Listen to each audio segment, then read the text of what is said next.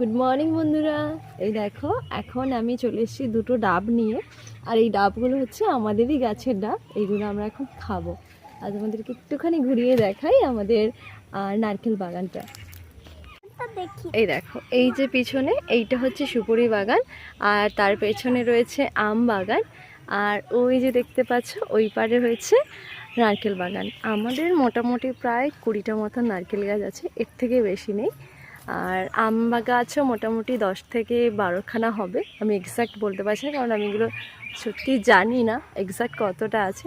ওই পারে রয়েছে আমাদের কলা বাগান, কলা গাছগুলোতে কলা হয়।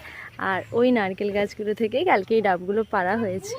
এটা কাকু এসেছিলো, এই ডাবগুলো পেড়ে দিয়েছে। আর এখন আমরা এই ডাবগুলো কেটে খাবো। বাবা যাও, সব জল পড়ে গেল, দেখো কেন বললো দেখো না।